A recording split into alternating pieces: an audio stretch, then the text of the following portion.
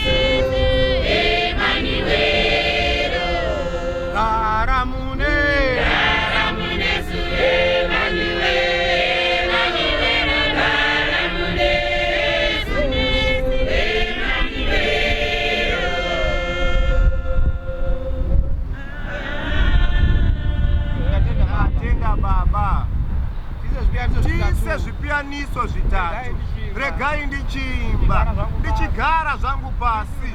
Kuitirwe zvakanaka asi taura ari parutivi pako, kuti wagona zvako wauya, nekuti uchakomborerwa.